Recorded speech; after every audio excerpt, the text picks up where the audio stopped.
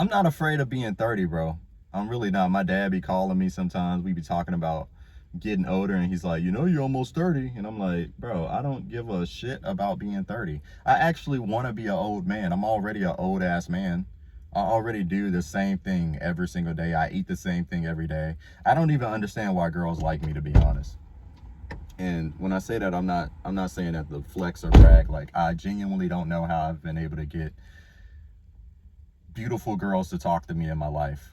At every moment in my life, I've had a woman to chill with and, like, interact with. And I haven't dated each one of them, but basically I've never actually been truly alone. And I think it's because being an old man is my swag.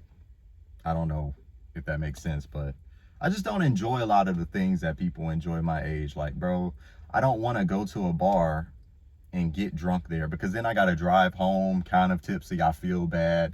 I'm having a panic attack low key because I think I'm gonna get a DUI. Now my job is in jeopardy. It's just not worth it, bro. I just want a bunch of friends that can come over and chill, and we just talk about life and shit, and then they go home. That's where I am in life. And there's nothing wrong with that. There's nothing wrong with anything, actually. If you're the opposite and you want this huge grand life, you want to put everything on social media, you want this huge wedding, and you want to uh, propagate the message that you are the archetype of an accomplished young person, dude, do that shit, bro, because there's no purpose to any of this shit. You can literally, like, snipe. Actually, don't do that, but you can do anything you want. That's my point. And yeah, that's crazy that grunge music got me to this type of mentality. I've been listening to hella Alice in Chains lately, bro. It's ridiculous, to be honest. It's low key bad for my mental health, because I realized that Lane Stanley, I realized that Lane was really in a dark hole, bro. He was in a place that I hope I never go to in life. And they said when they found him in his apartment, he had, like, molded into the couch, and his cat was eating on him because, like, the cat was in there. And it just made me think, like, if I was to go in my apartment, how long would it take for my dad to find me? I keep opening the door because it's, like, hot in here, and I just got back from a run, and I low-key feel musty. All right, I feel kind of dusty and musty being in here sweating like this. The older you get, man, the more you realize that nothing is actually that serious as people make it out to be, except a few things. Like, school is actually more serious than what they lead on while you're in it. And I wish they talk about things like taxes, talk about things like investing, talk about things like trade schools. And some schools have CTE courses that you can get into to get into careers a lot faster. But for the most part, the school institutions in America push the same agenda. So everybody's children is coming out the same, they're thinking the same, they're breathing the same, they eat the same shit, they wear the same shoes, and they all have this, like, same mentality that leads us to feeling like we're a part of a simulation. It's all in the programming of how our institutions are propagated around the country.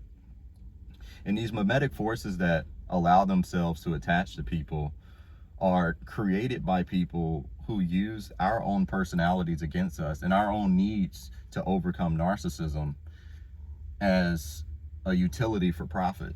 It's why I'm low-key just scared of putting things on Instagram and, like, really getting into my story on YouTube, because I just don't feel like algorithms have my best interests at hand. I just think I don't like feeling like a jester. I don't feel like I like performing for people and, like, performing the idea that I'm this accomplished person, because that's almost what it seems like you have to do to communicate with people over social media, right? It's a very superficial place to try to find yourself.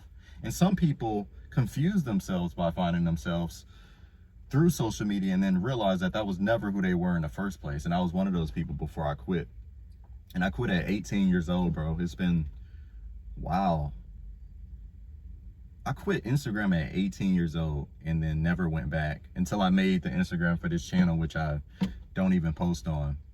And I remember losing all of my friends after I deleted it permanently. Like, my life was pretty sad for 3 years. And I was just going to college, coming home, going to Starbucks, studying for the CCNA. I was listening to the Social Network soundtrack because that movie is awesome. You should watch that movie. I heard they're about to come out with another one. But I low-key just wanted to be Mark Zuckerberg back then. So I would listen to the soundtrack while I was studying shit, go back to school, do my labs. And I met one of my close friends during that phase in my life. And I would say after I quit social media, the irony was that my life got really good on paper. Like I found my career, I found a new set of friends that like became my core method to interaction. And my life was fun in a different way before Instagram, but it was also a lot more empty. Like I had a lot of things going on around me, a lot more people to hang out with, but what we were chasing in the long run as people living on the internet was ultimately meaningless. And there was a strong percentage that it wasn't going to work out for all of us anyway. So I eventually saw that and I just stopped and I was like, I got to get my life together, bro. I can't be a SoundCloud rapper forever, bro. And shout out 2018, 2017. That was like the most craziest time for music. If you was a teenager back then, you had to be there, bro. I feel like 2017, 2016 SoundCloud was what the 80s were to our parents, but that's a whole separate conversation, right? So yeah, I don't really know what this video is about. I just wanted to talk about turning 30 and how it's not really a bad thing, bro, because I want to be 30. Because the world there's nothing I'm missing out on, to be honest. Yeah, I'll talk to y'all later.